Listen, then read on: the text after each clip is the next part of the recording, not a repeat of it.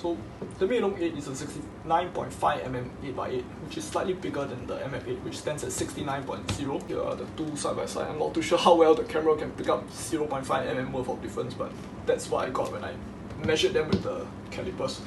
Yeah. So I do feel that either size fits in your hand really nicely. They're both slightly bigger than your average 7x7, which would range from 66 to 68mm. And I feel that this is more or less, like both of these are more or less the perfect size of the 8x8 because they're just a slight step higher than a 7x7, which is what even, because 8 is just a slight level higher than 7, so it should be reflected in the size, and I think these two do it really well as opposed to what the old generation of 8x8s have to offer. Externally, the two cubes look quite similar, but the Meilong is frosted while the MF8 is glossy. And usually I don't like frosted cubes because they tend to be more slippery, but the Meilong 8 does not feel slippery at all. I mean, it feels equally good compared to a glossy cube. And when it comes to the actual turning, I would say that the Meilong 8 is nowhere as fast or as lightweight as the Meilong 10. I do think this is basically the ultimate non-WCA big cube for the matter.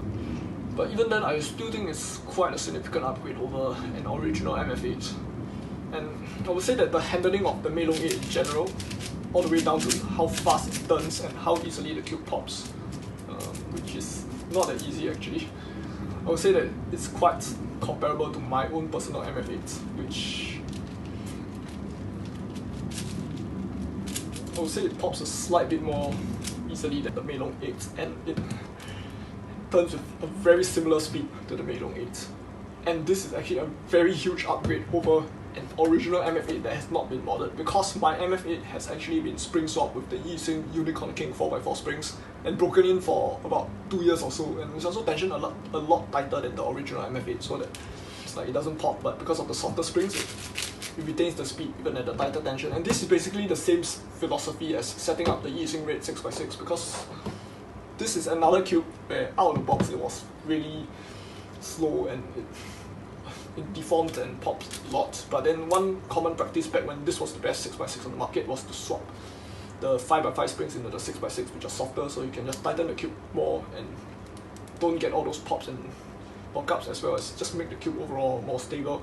At the same time, since the springs are softer, you can retain that speed because the springs are exerting less pressure relative to the original 6x6 springs. The Meilong 8 on the other hand is kind of like my MF8, except that all the setup has been done for you already. You can actually, it's like taking my own personal MF8 and putting it right out of the box, as opposed to pulling out a really slow cube that pops really easily, and then you have to do a spring swap and also break in the cube and to go through all the trouble. This one will skip all the trouble. In terms of feel, I would say that both the Meilong 8 and MF8 feel really similar to each other. Both have a really tight and solid feel. But the MF8 is a bit denser and smoother and more like the Yixing Red, while the Meilong 8, because of the frosted texture and a slight difference in its mechanism, it kind of resembles the smaller Meilongs, like the original 62mm Meilong 5, not the 60mm version. Like, I'm talking about the Meilong 5 V1. It kind of have that feel as well. The tight and slightly more lightweight kind of feel, and also the Meilong 7 and some of Qi's budget series. Like, I think the latest version of the Qi is the Qi S2, and like there's a general frosted feeling to its turning, and the layers feel a little bit emptier and less stuck to each other. Well, like this one just feels a bit more like filled up, so to speak. Other aspects of the performance are roughly the same. The two cubes would cut about one piece forward and about close to 0 reverse. Although I would say that my MF8 cheated a little bit when it comes to reverse corner cutting, because this thing is slightly Florian modded. So I would say the original MF8 would have the same reverse corner cutting as this thing. Yeah. And I would say reverse corner cutting is not something that you can get a lot of when it comes to 8x8, because I think I did explain it before in an earlier video. It's not about how small the pieces look outside. If you go deeper in, there's a head, a root, and a stem, and the stem is the thinnest part. So if you were to round off the top, but you will still have a really squared off stem underneath, because if you were to round off the stem, you'll probably just end up deleting it entirely because of how small the stem actually is.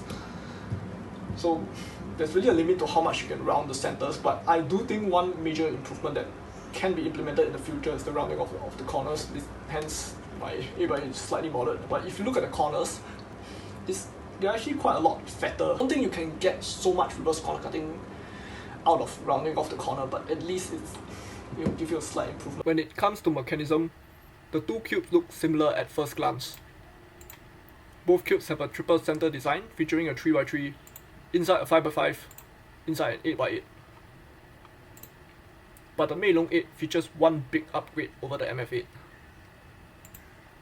In the MF8, the cube has a double anchor design. The deepest anchor is part of an internal 3x3 and the second anchor is part of the 5x5. This leaves the outer 8x8 anchorless and it's just full of straight lines.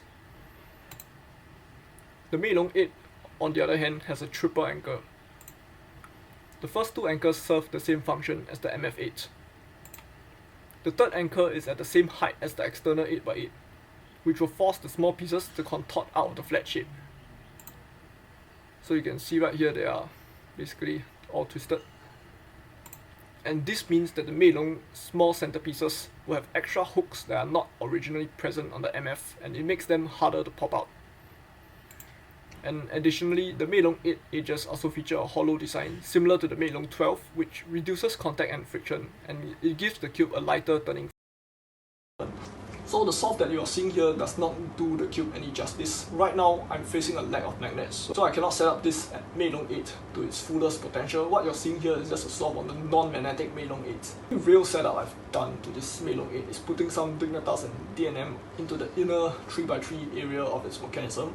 On the external 5x5 and 8x8 parts of the mechanism, I put just loop Y81 and Y71. So overall, I can't solve this cube nearly as fast as my MF8M. I average about 620 on my MF8, and it's mostly due to the fact that it has magnets, whereas the Meilong 8 doesn't, so I can't sub 7 on it. But I would say magnets are not a bonus feature of the MF8. Like right now, there actually isn't even an 8x8 that comes factory magnetized. It's an upgrade that I've installed onto the MF8, and if I feel that if I install that same upgrade on the Meilong 8, it will have potential to be as good, or if not a bit better than my own MF8s. And generally, the bigger the cube is, the more important magnets become, because they're just more layers to each, and then the corner cutting will become progressively worse because like the pieces become smaller and smaller, and you have less and less space to even round them. I hope that this video will actually debunk any myth that the Meilong 8 and the MF8 are the same cube. The reality is that these two cubes are actually two different models, and it's not a case of rebranding like the Aofu GTS 1 to the RS4M or the Huanglong 8 to the Little Magic 8, where these two situations are a older premium cube being like printed in budget plastic and sold as a newer budget cube. But instead, the case of MF8 to Meilong 8 is more like an upgrade, something like an Aofu GTS to a WR, or from the Wushuang to the Fog 5, where the two models look almost similar, but you can see some changes here and there, and they actually do improve the cube. And specifically for the Meilong 8, these changes are adding the third anchor and most likely using a softer default spring.